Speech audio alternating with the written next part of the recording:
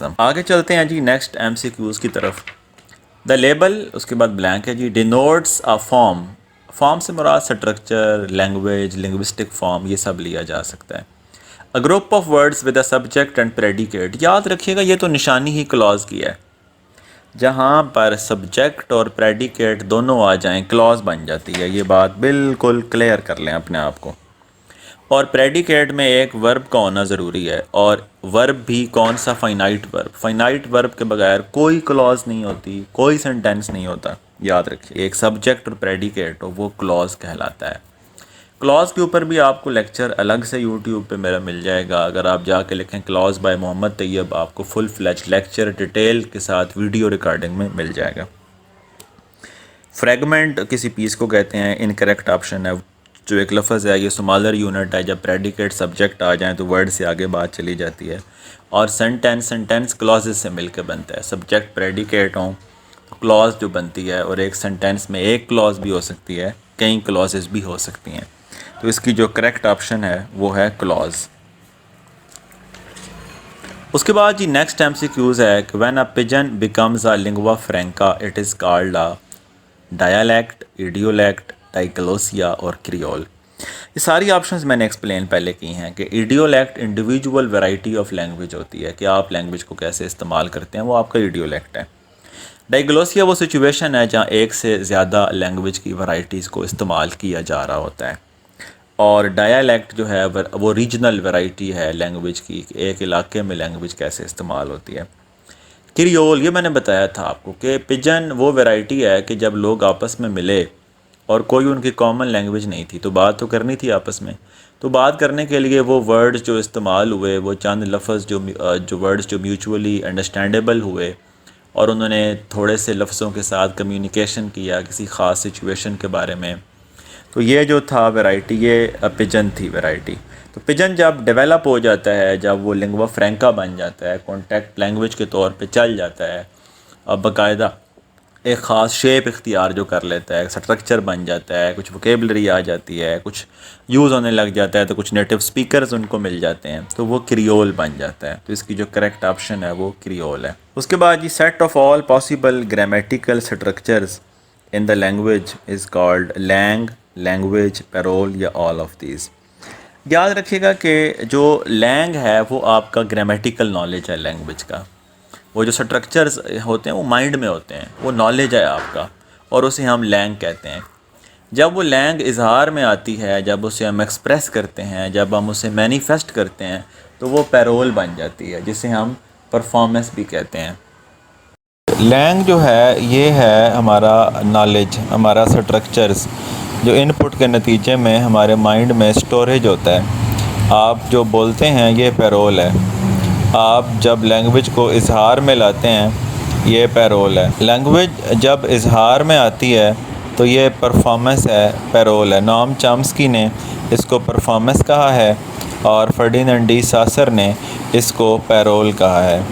तो इस तरह लैंग्वेज है। तो जो set of all possible grammatical sentences होते हैं एक लैंग्वेज में, वो लैंग है, और फिर उस लैंग की मदद से हम जब बोलते हैं तो वो पैरोल है। So the right option for this MCQs would be langue. MCQs भी अप्लाइड लिंग्विस्टिक से है। इसके ऊपर हमने सेपरेट लेक्चर भी किए हुए हैं, ग्रामर, ट्रांसलेशन मेथड और डायरेक्ट मेथड, इन मेथड्स के ऊपर ये टैफल में भी पढ़ाया जाता है। Oral method is not a complete method in it self. It is, ये क्या है? क्या ये आउटडेटेड है, ऑब्सोलीट है, डिफेक्टेड है, या नेसेसरी पार्ट है किसी और कंप्लीट मेथड का? आउटडेटेड का मतलब ये होता है कि अब ये इस्तेमाल नहीं हो सकता, ख़त्म हो गया, मतरूक हो गया है, it is no more functional. ऐसा नहीं है। ओरल मेथड आम तौर पे इसे ओरल मेथड भी कहते हैं, ऑडियो लिंगुअल भी कहते हैं, जो जिसका फोकस होता है कि लिसनिंग के थ्रू चीज़ को माइंड में स्टोर करना, उसे रिपीट करना और फिर उसे प्रैक्टिस के थ्रू डायलॉग में इस्तेमाल करके बोलना। तो ये आउटडेटेड भी नहीं है, ऑब्सोलीट भी नहीं है। डिफेक्टेड, क्या इसमें कोई नुक्स है? नुक्स नहीं है, लेकिन ये लिमिटेड है। ये एक हद तक लैंग्वेज सीखने में मदद देता है। बहुत सारे लैंग्वेज के पोर्शन, बहुत सारी लैंग्वेज की चीज़ें, general linguistic competence, communicative competence, reading writing, बहुत सारे एरियाज़ जो हैं उन पे फोकस नहीं होता। तो ये किसी बड़े यानी कंप्लीट मेथड का एक पार्ट हो सकता है। तो इसकी जो ऑप्शन है वो नेसेसरी पार्ट और phase of the complete method, it would be the correct option. Next जी हमारे पास बड़ा इंटरेस्टिंग MCQs है। A form of teaching writing in which learners are given step by step instructions. तो वो राइटिंग की कौन सा मेथड है, कौन सा वे है जहाँ स्टेप बाय स्टेप उन्हें सिखाया जाता है। राइटिंग और ऑर्गेनाइजेशनल स्किल्स, नो ये जनरल स्किल्स हैं, जनरल राइटिंग की स्किल्स हैं। ये वो नहीं है जहाँ पे एक एक स्टेप उनको गाइड किया जाए। एडिटिंग स्किल्स ये तो राइटिंग के बाद होती हैं, ये भी और चीज़ है। फ्री राइटिंग आम तौर पे क्रिएटिव राइटिंग के लिए, राइटिंग की प्रैक्टिस के लिए टॉपिक दे दिया जाता है और जो भी जहन में आए बग़ैर ग्रामेटिकली करेक्ट किए बस उसे लिखा जाता है एक बार, ताकि जो आइडिया का फ़्लो है वो ना टूटे। ये इसकी करेक्ट ऑप्शन नहीं है। गाइडेड राइटिंग जी, गाइडेड राइटिंग आपको उसके ऊपर स्टेप बाय स्टेप इंस्ट्रक्शन से भी आइडिया हो रहा होगा। ये गाइडेड राइटिंग होती है, एक स्ट्रक्चर्ड, एक जो एक प्रॉपर वे में इंस्ट्रक्शंस के साथ स्टेप बाय स्टेप एक फार्मूला के तहत 1 बाय 1 एक स्टेप की प्रैक्टिस करवा के दूसरा साल लगा के, तो ये गाइडेड राइटिंग होती है। आगे है जी, BF Skinner was influential in defining radical. क्या स्ट्रक्चरलिज्म हमें पता है कि BF स्किनर का नहीं है, ये सासर ने इसकी बुनियाद रखी और बाद में क्लॉड लेवाई स्ट्रास ने, रोलां बार्थ लोगों ने इस पे काम किया हुआ है। उसके बाद ये कॉग्निटिव अप्रोच है। कॉग्निटिव अप्रोच लर्निंग में इस्तेमाल होती है जिसका फोकस मेंटल प्रोसेसेस पे, इंफॉर्मेशन रिसीव करना, स्टोर करना, रिमेंबर करना, रिकॉल करना, मीनिंग और लैंग्वेज के एक साथ स्टडी पे है। बिहेवियरिज्म जो है ये BF स्किनर ने दिया, जिसने लैंग्वेज लर्निंग को एक हैबिट कहा कि जो हम सुनते हैं वो स्टिमुलस है और हम उसको रिस्पॉन्ड करते हैं और एक चीज़ की रीइंफोर्समेंट होती है बार बार, और उस रीइंफोर्समेंट से वो जो कॉन्सेप्ट है वो हमारे माइंड में पक्का हो जाता है। तो ये जो बिहेवियरिज्म है ये लैंग्वेज को एक हैबिट मानती है और हर हैबिट को लर्न किया जाता है और एरर्स को जो बताया जाता है उस पर डांट कराई, ताकि अगर वो समझते हैं कि लैंग्वेज हैबिट है और अगर एरर को भी करेक्ट ना किया तो आदत पक्की हो जाएगी और फिर ये मसला पैदा करेगी। सो बिहेवियरिज्म जो है ये थ्योरी BF स्किनर ने दी थी, स्टिमुलस रिस्पॉन्स रीइंफोर्समेंट की थ्योरी। नेक्स्ट हमारे पास MCQs इम्पॉर्टेंट है, जनरल ग्रामर से है, पार्ट्स ऑफ स्पीच के एतबार से। इस पे आपको हमारा एक अलग लेक्चर भी मिल जाएगा, clause by Mohammad Tayyab. The opening slot in the sentence patterns filled by a noun phrase or other nominal which functions as the topic of the sentence। आगे ब्लैंक है। पहली बात आप ये एक सब्जेक्ट की ना एक डेफिनेशन याद रखें। The part of sentence about which something is said is called subject. ये कई बुक्स में दी हुई है, इंक्लूडिंग फंक्शनल ग्रामर या फंक्शनल इंग्लिश की जो बुक्स हैं। A part of sentence, the part of sentence about which something is said, जो मौजू है जिसके बारे में बात हो रही है उसको सब्जेक्ट कहते हैं। कई सब्जेक्ट की डेफिनेशंस हैं जिसमें से एक ये भी लोग जानते हैं काम करने वाला सब्जेक्ट होता है, लेकिन हमेशा ऐसा नहीं होता, ये बात याद रखिएगा। इसकी डिटेल मैंने आपको लेक्चर रेफ़र किया है, उसमें भी दी गई हैं। अब आ गया कि यहाँ पे करेक्ट ऑप्शन क्या होगी, कॉम्प्लीमेंट, सब्जेक्ट, प्रेडिकेट या एडजंक्ट। नॉमिनल या नाउन फ्रेज़ जिस हिस्से में आती है और वो टॉपिक भी होता है उसे क्या कहते हैं। नॉमिनल से मुराद क्या है? नॉमिनल से मुराद नाउन है या नाउन फ्रेज़ है या कोई भी कॉम्बिनेशन ऑफ वर्ड्स जो नाउन फ्रेज़ का काम करे, जैसे प्रोनाउन भी नाउन फ्रेज़ का काम करता है या कुछ और, तो उसे हम वो यहाँ पे जो करेक्ट ऑप्शन है वो सब्जेक्ट है, इज़ कॉल्ड सब्जेक्ट। कॉम्प्लीमेंट क्या होता है जी? ये हमारा एक सेपरेट लेक्चर भी आपको मिल जाएगा, डायरेक्ट, इनडायरेक्ट, ऑब्जेक्ट और कॉम्प्लीमेंट। कॉम्प्लीमेंट जुमले में वो हिस्सा होता है जो सब्जेक्ट को कंप्लीट करता है या ऑब्जेक्ट को कंप्लीट करता है। आम तौर पे जब एक्शन वर्ब नहीं आता और लिंकिंग वर्ब होता है तो उसमें हम कॉम्प्लीमेंट लगाते हैं, हम कहते हैं he is happy. So happy जो है वो कॉम्प्लीमेंट है सब्जेक्ट का, ही का, इसमें कोई एक्शन वर्ब नहीं है। ट्रांजिटिव वर्ब हो तो फिर हम आगे ऑब्जेक्ट आता है, वो ना हो, लिंकिंग वर्ब हो तो जिसके साथ वो मिलेगा वो हमारे पास कॉम्प्लीमेंट होगा। मिसाल के तौर पे शी इज़ इनोसेंट, तो इनोसेंट जो है वो कॉम्प्लीमेंट है शी का। तो उसके बाद प्रेडिकेट जुमले का वो हिस्सा होता है जो सब्जेक्ट के बारे में बताया जाता है। एक बात। दूसरी बात, प्रेडिकेट में फाइनाइट वर्ब का होना लाजिम है। इसके लिए भी जो क्लॉज का हमारा लेक्चर है उसमें प्रेडिकेट बड़ी डिटेल से अलग से सेपरेटली एग्जाम्पलीफाई करके बताया गया है। Predicate is a part of sentence, what ever is said about the subject is called predicate. Adjunct है, एडजंक्ट के बारे में ये याद रखें, ये ऑप्शनल पार्ट होता है। ये अगर जुमले से निकाल भी दें तो जुमला अपनी हैसियत में कायम रहता है। तो एडजंक्ट एक ऑप्शनल पार्ट होता है सेंटेंस का। आम तौर पे एडवर्बियल्स जो हैं एडजंक्ट का काम भी कर रहे होते हैं। तो डिफरेंस ये होता है कि एडवर्बियल कंपलसरी पार्ट होता है, इंटेग्रल पार्ट होता है, जबकि एडजंक्ट जो है ये ऑप्शनल होते हैं। मज़ीद इसकी डिटेल अलग से हमने सिंटैक्स के लेक्चर्स में दी हुई है। दैन जी हमारे पास नेक्स्ट MCQs, ये फोनेटिक्स एंड फोनोलॉजी से है। पहले भी फोनेटिक्स फोनोलॉजी से कुछ MCQs हमने डिस्कस किए हैं। डैश है जी, सबसे पहले ब्लैंक है। Are consonants for which the flow of air is stopped और restricted by the two lips. Places of articulation होती हैं, यानी आपको पता है जितने भी कॉन्सोनेंट्स हैं, कॉन्सोनेंट साउंड्स प्रोड्यूस होती हैं जब एयर का रास्ता ब्लॉक हो, यानी लंग से जो एयर आती है वो पार्शली या कम्प्लीटली अगर ब्लॉक हो तो वो कॉन्सोनेंट साउंड्स होते हैं।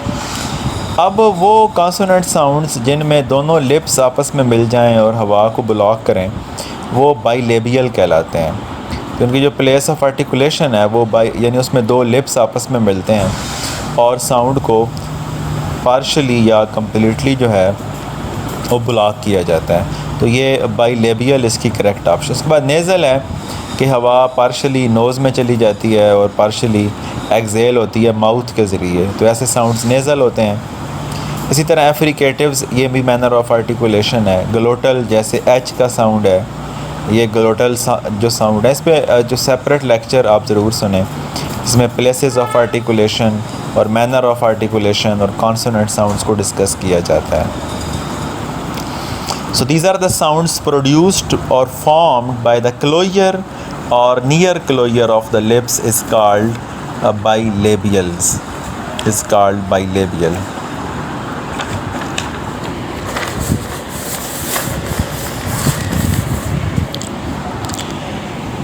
नेक्स्ट इम्पॉर्टेंट है, मॉर्फोलॉजी से ये लिया गया है। मॉर्फीम के बारे में ये बात याद रखिएगा कि ये मीनिंगफुल यूनिट है, स्मॉलेस्ट। ये मीनिंग एब्स्ट्रैक्ट लेवल पे होता है। जब मीनिंग इजहार में आ जाता है, किसी फॉर्म में, राइटिंग में, शक्ल में आता है, तो उसे हम मॉर्फ कहते हैं। इस पे हम सेपरेट लेक्चर है हमारा, what is the difference between morpheme and morph. एक और भी लेक्चर हमने एक्सक्लूसिवली मॉर्फोलॉजी पे दिया हुआ है जिसमें मॉर्फीम और उसकी टाइप्स को डिस्कस किया गया है। तो free morpheme, bound morpheme, inflectional morpheme, derivational morpheme. तो लिंग्विस्टिक्स और पर्टिकुलरली मॉर्फोलॉजी को समझने के लिए वो लेक्चर्स भी अवेलेबल हैं। So the smallest parts of an expression associated with some meaning are called morpheme, stems, prefixes और suffixes। prefix और suffix ये इंडिपेंडेंट फ्री मॉर्फीम ही नहीं है, ये किसी और मॉर्फीम के साथ जुड़ के मीनिंग देते हैं। when they are added to some other morpheme then they give meaning। मिसाल के तौर पे हम कहते हैं कि unhappiness, तो जो ness है ये suffix है और जो un है ये prefix है। ये affixes हैं, इनकी कैटेगरीज होती हैं, prefixes हैं, suffixes हैं, सरकमफिक्सेस हैं, इनफिक्सेस हैं। तो ये इसका आंसर नहीं है। ये स्मॉलेस्ट मीनिंगफुल यूनिट तो होता है लेकिन ये इंडिपेंडेंट मीनिंग नहीं होता, इंडिपेंडेंट यूनिट नहीं होता। इस तरह स्टेम्स हैं, स्टेम स्मॉलेस्ट नहीं होते। स्टेम से नीचे रूट वर्ड भी होता है, इसमें एक मॉर्फीम होती है। स्टेम एक रूट वर्ड हो भी सकता है, नहीं भी हो सकता। तो स्टेम रूट वर्ड से लार्जर यूनिट है हायरार्की में अगर देखा जाए तो। So morpheme would be the correct option, that is the smallest part of expression. और जो स्मॉलेस्ट पार्ट ऑफ जो मीनिंग है, जो फर्दर इंडिविजिबल होता है, वो मॉर्फीम है। और जब वो किसी ख़ास शेप में आ जाता है तो हम उसे मॉर्फ कहते हैं। नेक्स्ट जी लेक्सिकल यूनिट, एक ऐसा लेक्सिकल यूनिट, एक ऐसा वर्ड इन विच टू और more lexical morphemes are juxtapose are called. Juxtapose होता है when two things are brought together, जब उन्हें आप इकट्ठा ले आते हैं। तो लेक्सिकल यूनिट जिसमें दो तरह के मॉर्फीम्स अंदर आ रहे हैं वो हमारे पास कंपाउंड वर्ड्स, आप कभी देखें ना, हम कहते हैं टी टेबल, और बड़ी मिसालें हैं जिनमें दो वर्ड्स या दो लेक्सिकल यूनिट जिस तरह टी और टेबल इकट्ठे आ गए हैं वो आते हैं, तो वो मिलके कंपाउंड वर्ड बनता है। याद रखिएगा ये कॉम्प्लेक्स वर्ड नहीं होता। कॉम्प्लेक्स वर्ड में वर्ड एक होता है और उसके साथ बाउंड मॉर्फीम्स वगैरह ऐड होते हैं, जबकि कंपाउंड में दो सेपरेट लेक्सिकल यूनिट्स या लेक्जीम्स या मीनिंगफुल यूनिट जो हैं वो मिलाए जाते हैं, तो वो कंपाउंड उसकी करेक्ट ऑप्शन है। ईडियम जो है वो भी एक लेक्जीम होता है जिसमें डिफरेंट वर्ड्स होते हैं, बट वो सेपरेट वर्ड्स होते हैं, वो मिल के एक यूनिट नहीं बनता। वो मीनिंग के एतबार से एक होता है लेकिन उसमें कई वर्ड्स होते हैं। फ्रेज़ हैं, कॉम्बिनेशन ऑफ वर्ड्स होता है। क्लॉज और कंपाउंड जो है वो लेक्सिकल दो या दो से ज़्यादा यूनिट मिल के एक लेक्सिकल यूनिट जो है वो बन जाते हैं। So the correct option would be compound word. Next बड़ा इम्पोर्टेंट MCQs है, जनरल कॉन्सेप्ट है लेकिन बड़े अच्छे अंदाज में ये क्वेश्चन पूछा गया है कि अ वर्ड और a set of words followed by a pause, यानी पॉज अगर आप राइटिंग में देखें तो जहाँ पे हम फुल स्टॉप लेते हैं जो बाकायदा एक पॉज है, and revealing an intelligible purpose, यानी कि इंटेलिजिबल होता है अंडरस्टैंडेबल, कॉम्प्रहेंडेबल, जिसका बाकायदा क्लियर वाज़े मीनिंग भी हो। और अगर आप सेंटेंस को देखें तो इसके एंड पे फुल स्टॉप आता है। क्लॉज में पॉज ज़रूरी नहीं है, मतलब वो कहते हैं कि I am a boy and you are a girl, तो आई एम अ बॉय एक क्लॉज है लेकिन पॉज को नहीं आया। लेकिन सेंटेंस के बाद पॉज होता है। आप राइटिंग में देखें सेंटेंस की एक निशानी ये भी है कि इसके स्टार्ट में पहला लेटर कैपिटल होगा और इसका जो एंड है उस पर फुल स्टॉप आएगा। तो ये एक निशानी है हमारे पास सेंटेंस की कि वो एंड पे फुल स्टॉप लेगा। लेकिन जो क्लॉज है वो कॉम्बिनेशन है जो डिफरेंट क्लॉजेस के मिलने से सेंटेंस बनता है, और सेंटेंस की ये निशानी है कि उसके एंड पे पॉज भी होता है और वो एक कंप्लीट मीनिंगफुल यूनिट भी होता है। और भी निशानियाँ हैं लेकिन ये MCQ से रेलेवेंट जितना था वो हमने बता दिया। उसके बाद ये वर्ड और फ्रेज़ है, तो ये ज़रूरी नहीं है कि इनके बाद पॉज आए और ज़रूरी भी नहीं है कि वो पर्पज़ मुकम्मल तौर पे इंटेलिजिबल हो। आज के इस जो लेक्चर का हमारा लास्ट MCQs है वो है जी, mood is related to illocutionary force and moods are speaker oriented, subject oriented, epistemic and all of these. पहले आप ये समझें कि मूड क्या होता है। किसी भी सेंटेंस का मूड से मुराद होता है वो इम्पेरेटिव है, उसमें हुक्म है, वो सवाल है, वो इल्तिजा है, वो ख्वाहिश है, वो क्या है। दूसरी बात याद रखिए, इलोक्यूशनरी फोर्स। इलोक्यूशनरी फोर्स का मतलब होता है किसी भी सिचुएशन में, किसी भी कॉन्टेक्स्ट में। ये वैसे प्रैग्मेटिक्स का सब्जेक्ट है और ये प्रैग्मेटिक्स के अंदर जब हम स्पीच एक्ट डिस्कस जो करते हैं, लोक्यूशनरी एक्ट, इलोक्यूशनरी एक्ट और परलोक्यूशनरी एक्ट, ये उसका हिस्सा है। इसमें जो लोक्यूशन है वो ये है कि जो भी आप बात कहते हैं, जो भी आप बात करते हैं वो लोक्यूशन है। इलोक्यूशनरी फोर्स ये होती है कि आपकी बात के पीछे इंटेंशन क्या है, पर्पज़ क्या है। मतलब आप सवाल कर रहे हैं, आप जवाब दे रहे हैं, आप हुक्म दे रहे हैं, आप रिक्वेस्ट कर रहे हैं। ज़रूरी नहीं है कि जो जुमला हो वही इलोक्यूशनरी फोर्स भी हो। तो मसलन मैं कहता हूँ अब बहुत गर्मी है, तो हो सकता है मैं असल में ये कह रहा हूँ कि दरवाज़ा खोल दें, एसी चला दें, या उससे मुराद कोई इम्पेरेटिव सेंटेंस हो, जबकि अपेरेंटली हम कह रहे हों, हम जो जुमला यूज़ जो कर रहे हैं कि गर्मी है, ये डिक्लेरेटिव है, सिंपल सेंटेंस है। तो इलोक्यूशनरी जो फोर्स है ये स्पीकर ओरिएंटेड होती है या सब्जेक्ट ओरिएंटेड होती है, या ये लिसनर ओरिएंटेड होती है, या ये एपिस्टीमिक होती है, या ये ऑल ऑफ दीज है। आप देखें ना, आपने कहा कि दरवाज़ा खोल दें।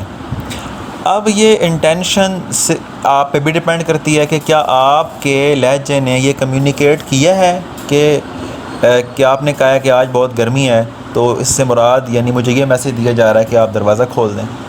ये मेरे पे भी डिपेंड करती है, क्या जो आपने इंटेंशन मुराद ली है कहीं नहीं है, मैं वो समझ पाया हूँ कि नहीं। और ये एपिस्टीमिक भी है। एपिस्टीमिक होता है कि वो कॉमन शेयर्ड नॉलेज जो स्पीकर और लिसनर के दरमियान है, क्या मुझे क्या उसको ये यकीन है कि मैं ये समझ पाऊँगा, क्या मेरे पास और उसके पास इस नॉलेज है कि हम इसको डी कोड कर सकें सिचुएशन के मुताबिक, कि जो स्पीकर ने इंटेंड किया है वो मैं समझ भी पाऊँ एज ए लिसनर। तो ये तीनों चीज़ों पे डिपेंड करते हैं। मिसाल के तौर पे हमारे पास हम लिखते हुए बाल पॉइंट में ख़त्म हो जाती है और हम कहते हैं कि मेरा बाल पॉइंट ख़त्म हो गया, तो may be actually I am asking कि अगर तुम्हारे पास है तो तुम दे दो, तो लेकिन मे बी लिसनर ना समझ पाए। तो ये सिर्फ स्पीकर ओरिएंटेड नहीं होती, ये subject oriented, listener oriented, epistemic, context oriented होती है। तो ऑल ऑफ दीज, ये जो ऑप्शन है ये इसकी करेक्ट ऑप्शन होगी। आज हमने लैंग्वेज और लिंग्विस्टिक्स के जो 2017 के पेपर में एमसीक्यूज़ थे वो डिस्कस किए हैं। इंशाल्लाह नेक्स्ट हम इसी तरह एमसीक्यूज़ लिटरेचर के और लिंग्विस्टिक्स के डिस्कस करते रहेंगे। आप ट्यून्ड रहें हमारे साथ। आप इसको उन लोगों के साथ ज़रूर शेयर करें जो आपके साथ राब्ते में है, ताकि जिसका फ़ायदा भी होता है उनको फ़ायदा हो सके। ये बिल्कुल फ्री है और आप इसको ज़रूर शेयर करें, हो सकता है आपकी वजह से कोई भी कामयाब हो जाए। जज़ाकल्लाह, शुक्रिया।